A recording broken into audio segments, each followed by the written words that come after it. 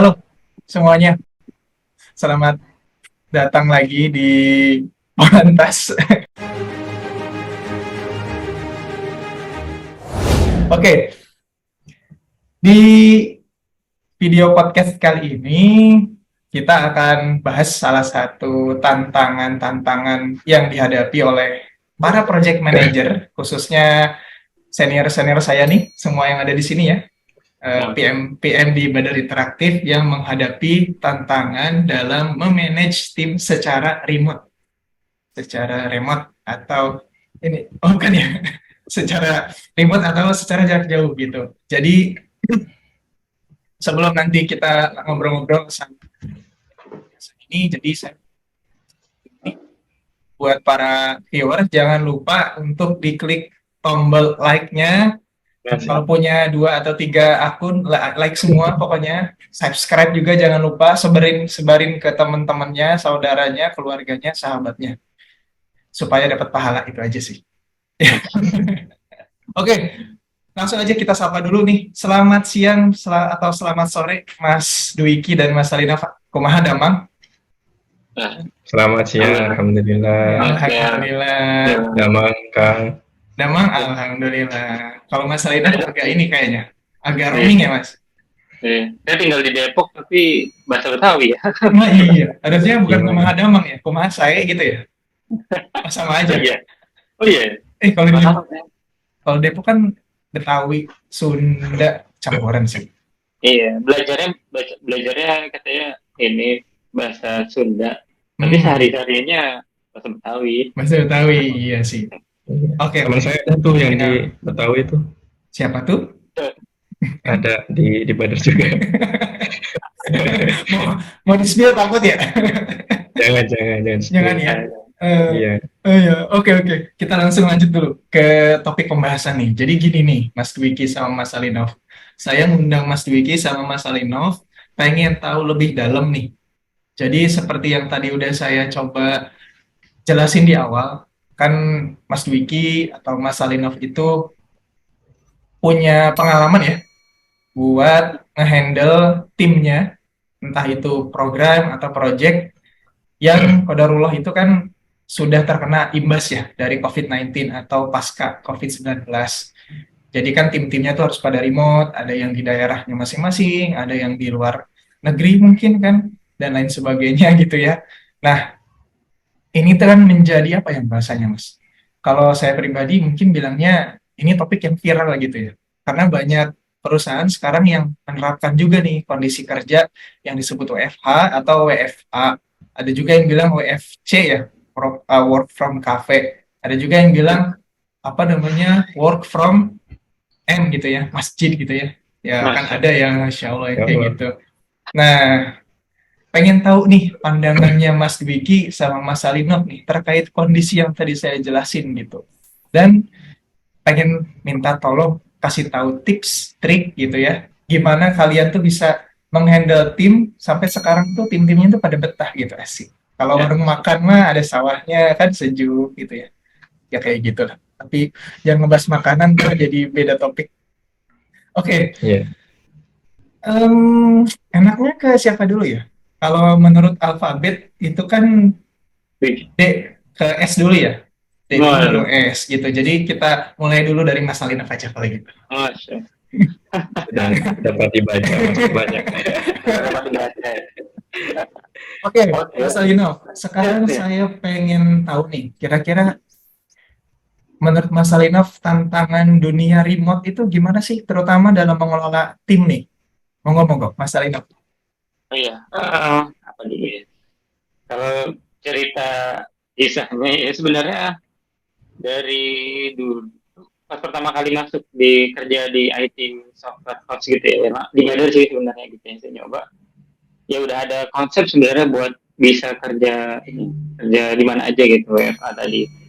Bahkan sebelum COVID gitu. Tapi memang tantangannya ya itu sih nanti terkait dengan produktivitas, kemudian apakah benar-benar kerja atau enggak kayak gitu. Karena waktu sebelum COVID itu kalau nggak salah ada jatah ya, kalau nggak saya ingat itu di Badar pernah ada jatah tuh sehari kita bisa kerja dari rumah kayak gitu. tapi nanti kasih tahu ke supervisornya gitu. Hari ini kita nggak bisa masuk, kita mungkin cuma bisa kerja di rumah kayak gitu. Nah, nanti ada syarat-syarat minimalnya kalau nggak salah. Harus standby, ya harus inilah ya. Kalau misal di WA dibales gitu secepatnya sesuai kondisi kita ketika kita kerja di offline kayak gitu.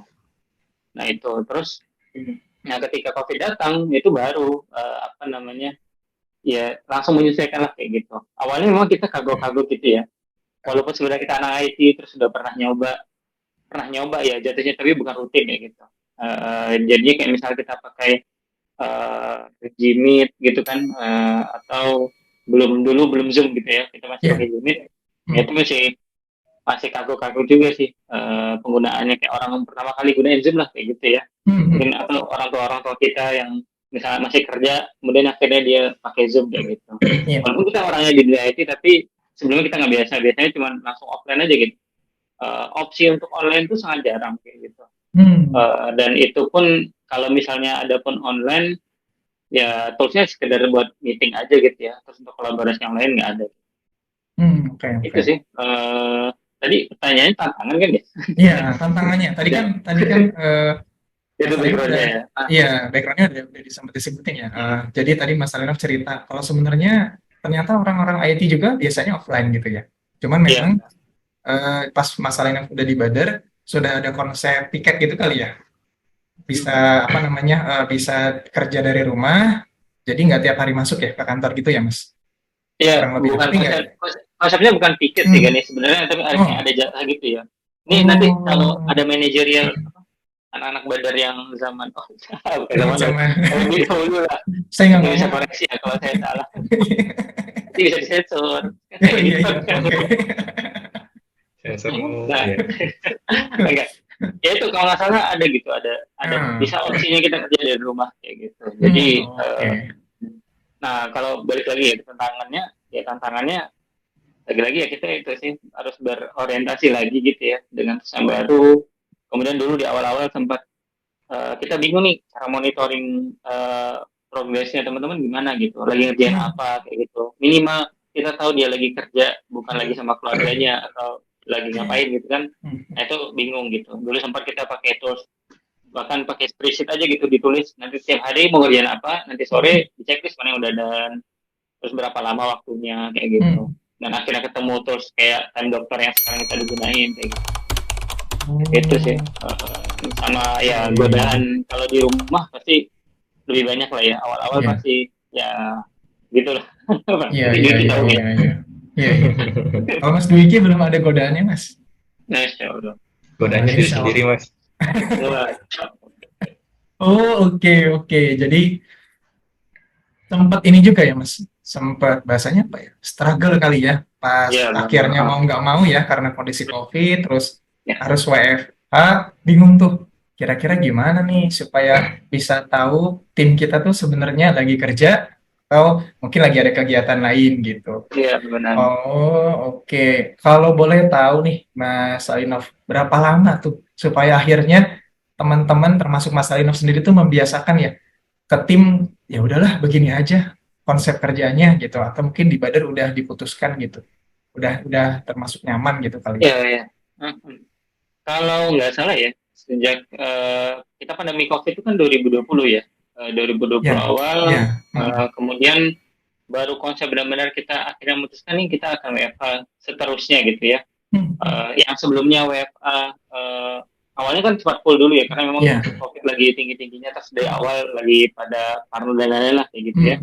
Nah, terus habis itu kita sempat masuk juga ada jadwal 3 hari WFH 2 hari masuk kayak gitu. Nanti Ya. digilir aja tuh waktunya kayak gitu.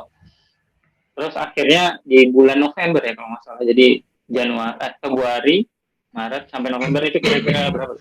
Sekitar 8 sampai 9 bulan Ya. lah ya. Ya, kurang lebih 8 segitu sampai Mas. 9 bulan, baru akhirnya kita putuskan ya kita akan WFH dengan jadwal kalau nggak sesering yang sebelumnya, misalnya 2 hari dalam seminggu 2 hari offline, 2 hari online kayak gitu, 3 hari online Hmm. gitu nanti. Hmm.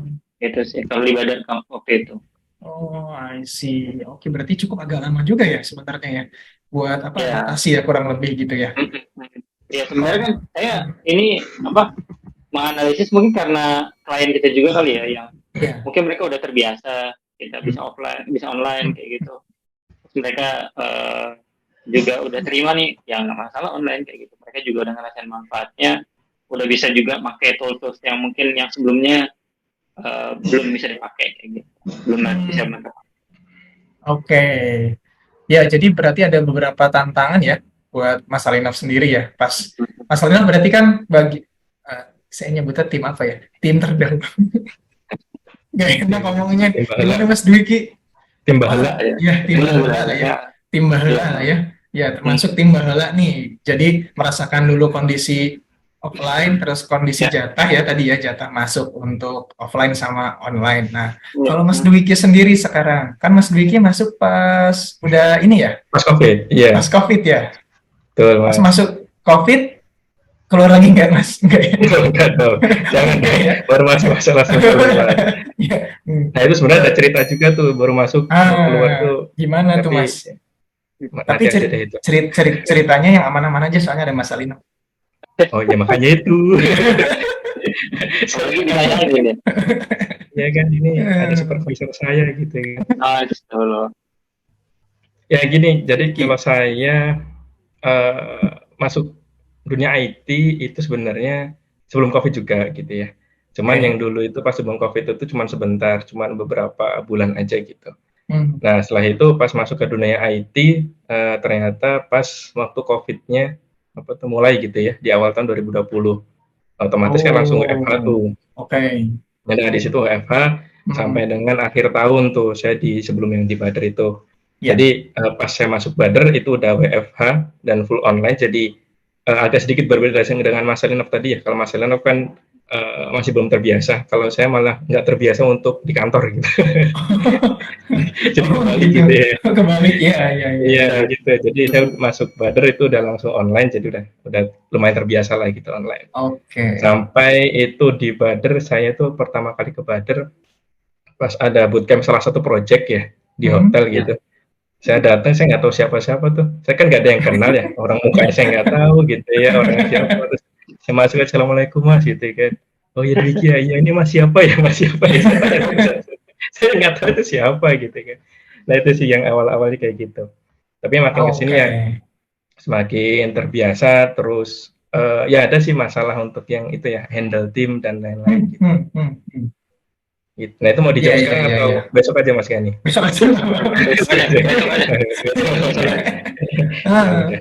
Nah, tadi kan apa Mas Alino kan sempat cerita ya gitu ya, ada beberapa waktu lah ibaratnya gitu ya, kurang lebih 8 sampai 9 bulan supaya bisa adaptasi tuh peralihan ya dari offline online ke benar-benar full WFH ya karena kondisi COVID sendiri. Nah, kalau Mas Dwiki struggle kah saat handle tim pas COVID gitu? Kalau ada kenapa? Kalau enggak kenapa? Dan kira-kira mungkin apa bahasanya? Pengalaman lah, pengalaman yang nggak bisa dilupain gitu saat Nggak handle bisa tim secara online. dilupain. Iya, iya. Ini mungkin ada sih kalau kalau tantangan gitu ada ya. Hmm, hmm, hmm. Ini mungkin teman-teman juga mengalami juga gitu. Jadi tantangannya itu ada timnya itu dia hilang-hilangan gitu lah. Gitu.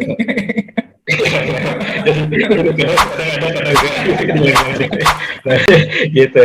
Ya, jadi kan saya nggak tahu dan itu orang atau bukan gitu. Nggak. Jadi ya gitu apa namanya ketika dibutuhkan kadang itu apa susah dihubungi gitu kan. Terus kadang itu nggak sesuai sama yang komitmen di awal gitu-gitu sih. Nah itu tantangannya seperti itu. Tapi makin kesini kita kalau dari saya sendiri sih treatmentnya ya ke tim. Itu yang pasti di pas planning atau pertama first meet-nya itu kita tekankan dulu sih untuk komitmen di satu project itu sendiri gitu. Dan kalau Oh, saya itu sistemnya saya dekati orangnya gitu ya, dekati orangnya. Yes. Jadi Iya. kayak bentar Mas, apa saya mau potong dulu. apa tuh? Dekati orangnya, tapi kan kerjanya online Mas, nggak deket-deket. Iya, ya dekati aja dekati gini. Ya dekati ini aja apa namanya secara apa ya? Ya dekati aja lah pokoknya Mas Gani gitu ya. Jawabannya ada di bawah ini lah ya, pokoknya. Iya, ya gitu lah. Susah ininya deskripsinya. Gitu jadi Oke, kayak ini dulu di ini dulu kan. harus tahu dulu orangnya gimana, terus ngobrol santai dulu sama orangnya gitu. Karena kalau kita udah akrab, udah tahu timnya itu seperti apa, nah itu lebih mudah untuk di follow up, lebih mudah untuk kita komunikasi ke depannya gitu sih. Kalau Oke. dari saya sendiri seperti itu, dan jadi dan alhamdulillahnya sampai sekarang sih masih works gitu ya, seperti itu. Jadi, Alhamdulillah. Ya berarti begitu. apa namanya? Udah terbiasa sama yang hilang-hilangan ya berarti ya Mas Dwiki ya. Ya, seperti itulah. Hilang Oke. bareng. Iya, jangan Mas. Jangan. Nanti kalau hilang bareng nggak ada tuh. Oke, Oke. Nah, lanjut lagi ya. Nah, menarik nih Mas Dwiki sama Mas Salinov ya. Dua-duanya punya pengalaman yang cukup seru berkaitan dengan apa bahasanya? Mungkin handle tim dan mengkomunikasikannya berarti. Nah, sekarang saya pengen bedah lebih jauh lagi nih. Kan tadi Mas Salinov udah struggle bahasanya apa berarti ya? Supervisi tool sekali ya ke timnya. Terus Mas Dwiki itu sempat struggle komunikasi sama orang-orang yang hilang-hilang nih, hilang timbul. Nah, dari Mas Dwiki dulu sekarang nih, eh, gimana caranya supaya komunikasinya tuh efektif tuh? Kan tadi hilang-hilangan, berarti kan ada caranya supaya gak hilang-hilangan kan, supaya akhirnya itu Ya, bisa bisa betah gitu ya. Tadi gimana caranya supaya salah satu tim atau mungkin partner yang jadi nggak trust mungkin ya, atau mungkin ada trust issue karena hilang-hilangan dan lain sebagainya, akhirnya jadi nyaman sama Mas Diki. Komunikasinya gimana, Mas? ya, kalau dari saya mungkin yang pertama pasti ada toolsnya itu ya untuk monitoring kegiatannya. Itu kan kalau kita diberikan ada namanya tools, ya adalah namanya gitu ya. Jadi kita tahu apa namanya, kita bisa monitor apakah Oke, tim ini sedang bekerja atau tidak, terus dia sedang kerja apa gitu ya.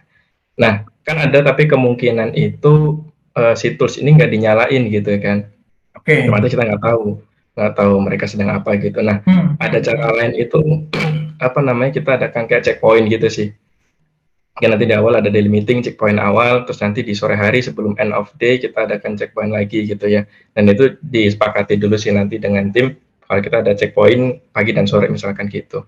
Nah, jadi dengan checkpoint itu progresnya itu bisa terlihat gitu. Ataupun Oke. misalkan ada blocker, nanti kita bisa follow up di pagi atau di sorenya. Paling kayak gitu sih Mas Gani, kalau cara Oke. monitoring.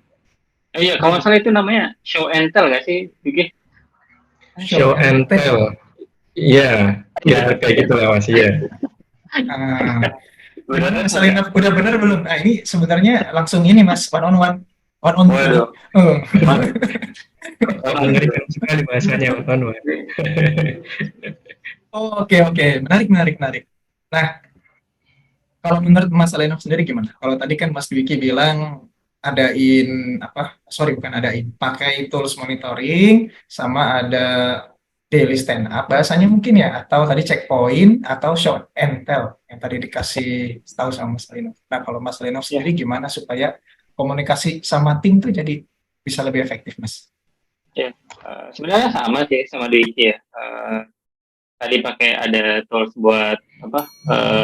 Ada tracking kerjaannya lagi Ya. ngerjain apa gitu. Tapi nanti tantangannya beda lagi. Ada ya apa? Mereka nggak nyalain lah atau memang hitungannya nggak akurat. Mereka nulisnya apa? Bilangnya lagi misal lagi ngerjain tas tapi sebenarnya nggak lagi ngerjain tas itu kan bisa aja kan ya. Terus terkait dengan tadi yang show and tell ya kita kalau nggak salah namanya dulu Bada pernah kayak gitu juga sih. Jadi pagi kita daily meeting jam pokoknya sebelum kerja ya show apa aja yang sudah dikerjakan ya detail juga apa yang sudah tadi udah lakukan selama keadaan ini kayak gitu itu tahun progresnya. Tapi kadang juga kita langsung nyerahin aja ya udah nanti kita lihat aja cupnya udah pindah atau belum, udah berprogres atau belum gitu, nanti dievaluasi hari berikutnya kayak gitu. Itu sih kurang sama sebenarnya. Nah, Kayak ikut aja. ya. Berarti ada toolsnya, terus ada konsep meet-nya. Ntar dulu, apa? Apa ini? Apa ini? Ini kayak mainan anak-anak. Iya. Ntar dulu, ini kok ada tamu nggak diundang nih?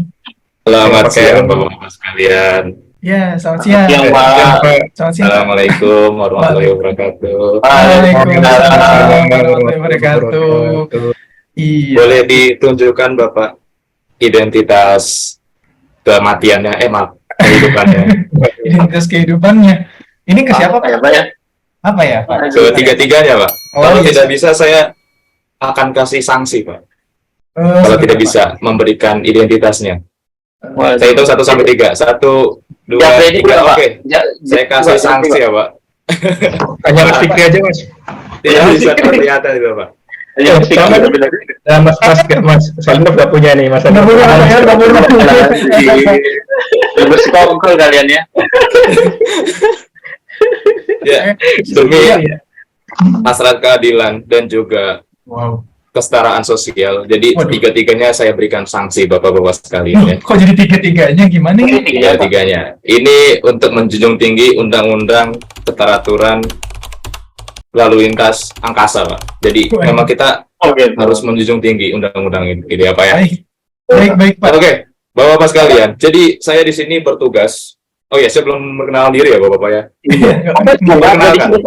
Mana bapaknya nih? Saya kelihatan nggak sih Pak di sini? Kelihatan, Pak. Saya kelihatan ya. Iya, Oke. ya, kelihatan, Pak. Ini kacamata saya udah keren nih. Saya Apa pakai itu? topi ormas. Kacamatanya nggak nempel ya, Pak? Oh iya, saya kalau pindah kacamatanya nggak ngikut Pak ini. Jadi emang agak unik ini kacamatanya. Aduh.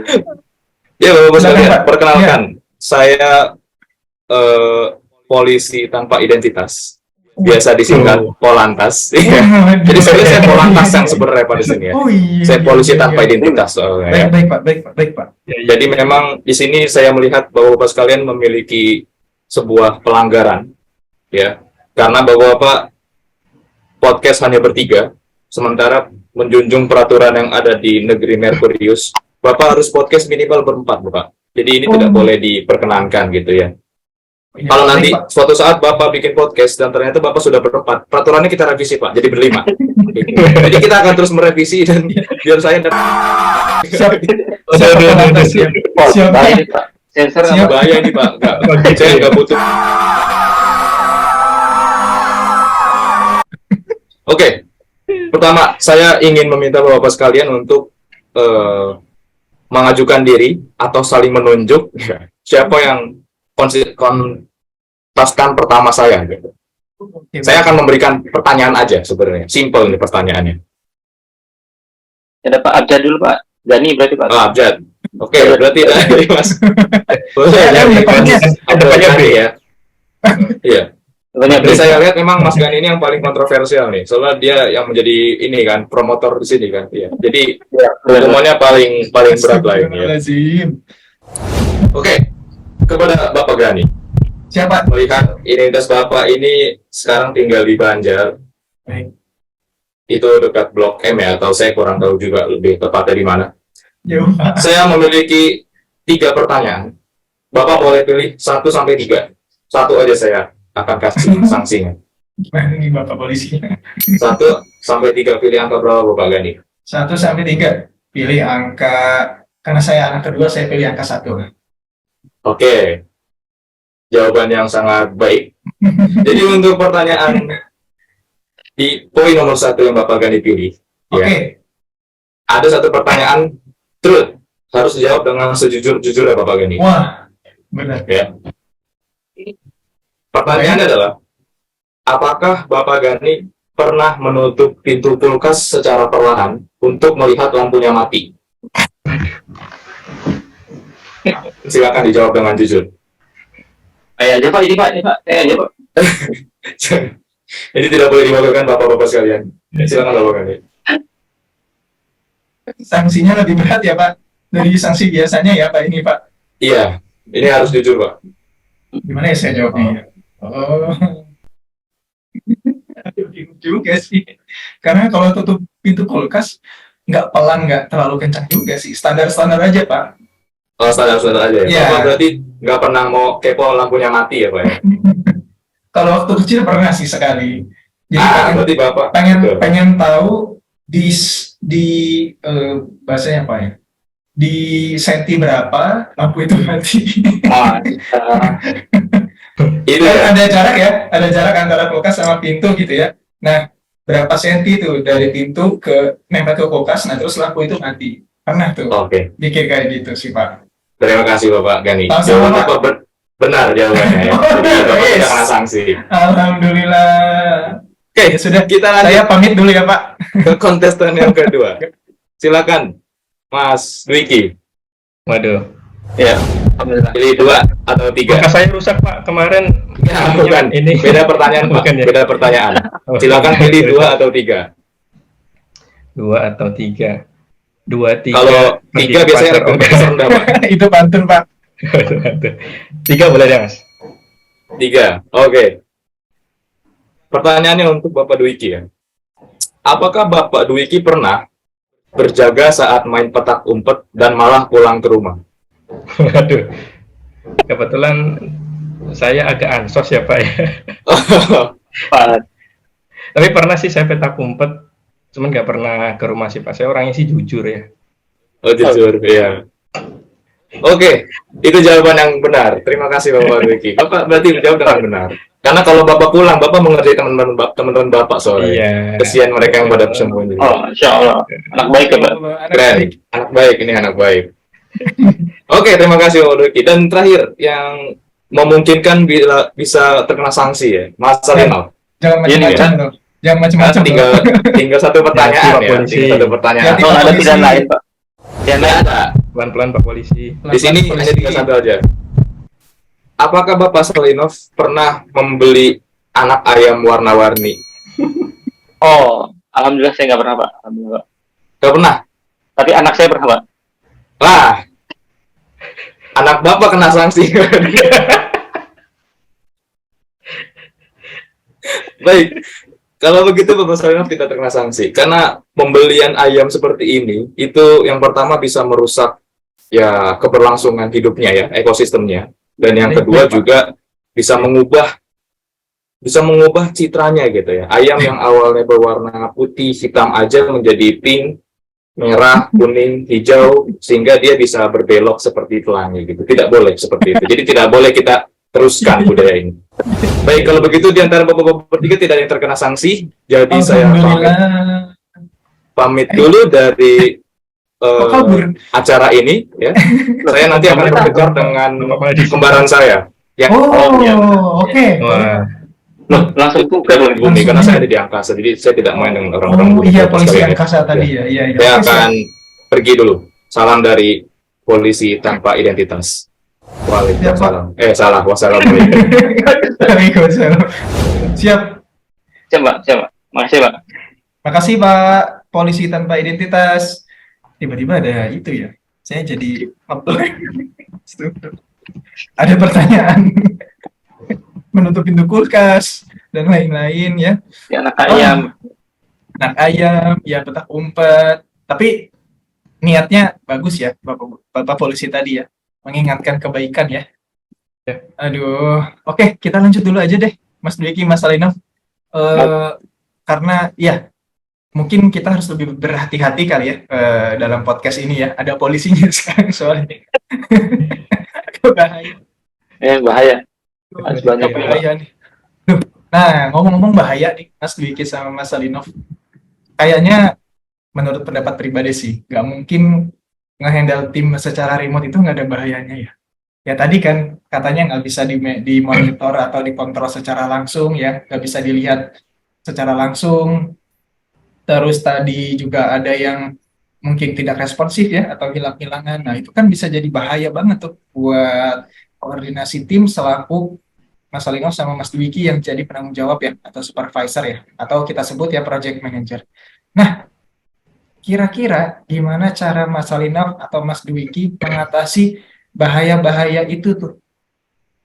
Ada yang apa namanya mungkin ada pengalaman selain itu tapi ada caranya buat ngatasinnya. Nah, monggo siapa dulu bebas. Ya, Silahkan. kalau dari saya dulu aja ya. Boleh, siap Mas. Yang terakhir tadi ditanya sama Bapak polisi. Berkesan sekali kayak Bapak polisi ini. Ya, kalau caranya sebenarnya gimana? Sebenarnya balik lagi ke diri masing-masing ya. itu balik ke diri masing-masing yang bisa terlibat gitu ya, terutama di perusahaan gitu. Apa kita perusahaan mungkin bisa kasih aturan gitu ya, bikin aturan yang lebih detail, kemudian nanti bisa diterapin sama karyawannya terkait dengan gimana mereka bisa tetap produktif lah gitu ya ketika online kayak gitu.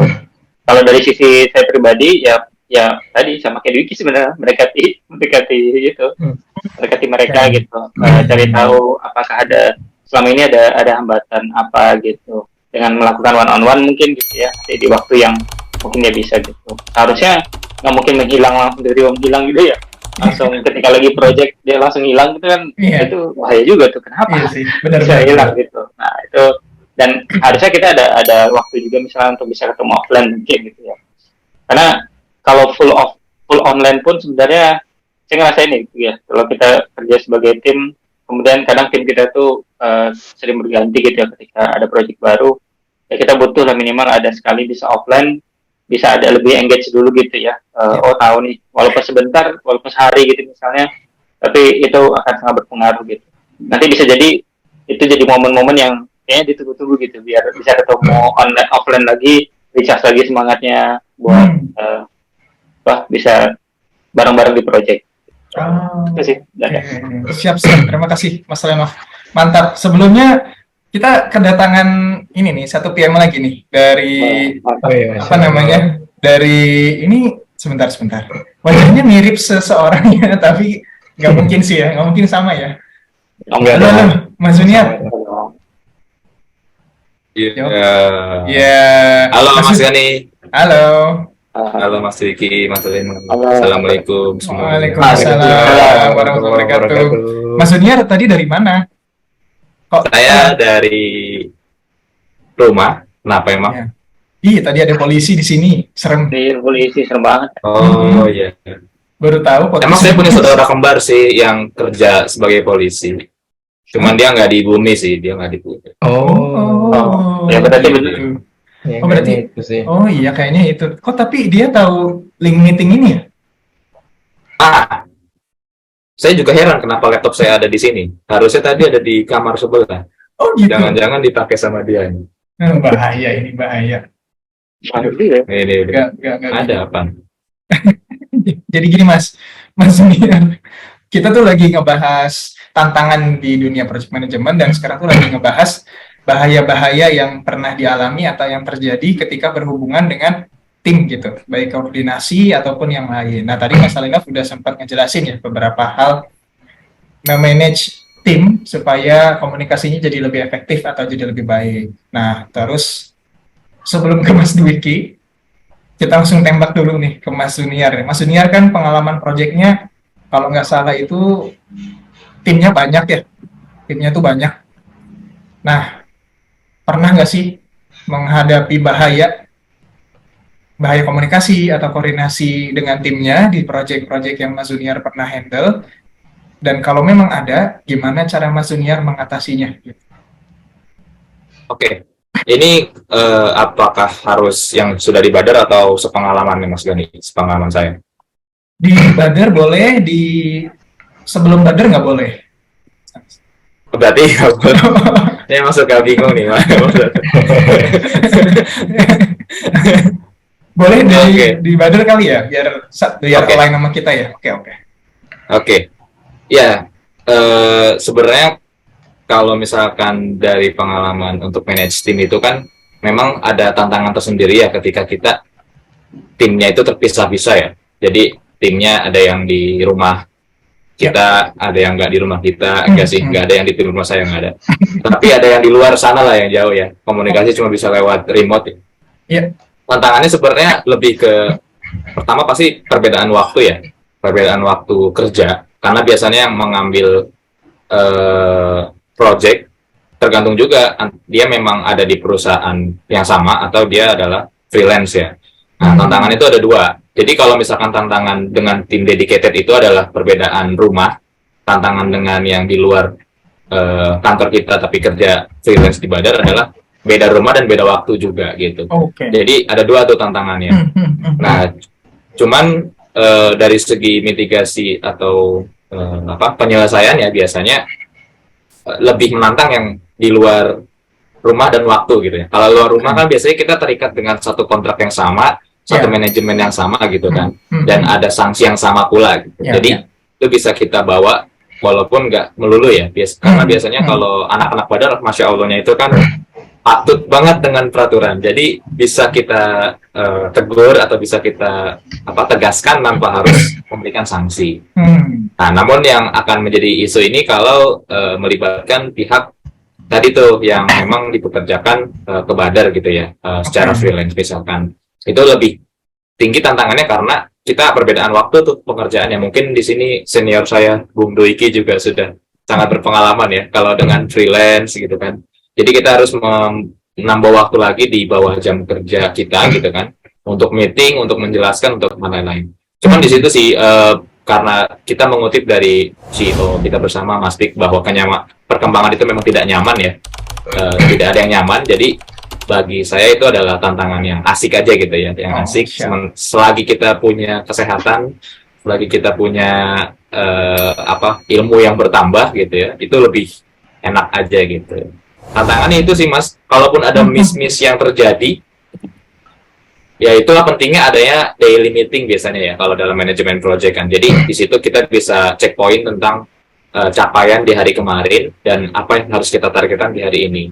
Yang menjadi isu tuh nanti kalau misalkan ternyata masalah itu nggak selesai dalam waktu yang lama gitu kan, terus-terusan dibawa di daily meeting gitu kan.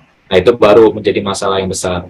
Sehingga Oke. itu yang kita membutuhkan cara khusus untuk menyelesaikannya. Itu sih Mas Gani. Jadi saya baru datang langsung ditodong pertanyaan berat ini ya. Gak apa-apa, gak apa-apa. Kan yang harus siap ya, Iya, dalam segala kondisi ya. Oke, siap, Mas Junior. Jadi apa namanya?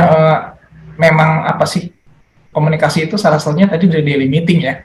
Jadi kan kita ketemu tiap hari, kita sama-sama bahas progres ataupun isu yang terjadi ya di proyek yang berjalan gitu. Mengurangi ambiguitas mungkin ya bahasanya ya. Kalau ada daily meeting, wah mantap nih. Oke, terakhir dari dari Dwi. Jangan gitu dong. Oh, jangan. Itu nanti yang menonton bukan cuman ini. Pasti. Nah, Mas Dwiki pernah punya pengalaman nggak yang disebut bahaya tuh dalam komunikasi dengan tim di proyeknya? Terus gimana cara menanggulangi.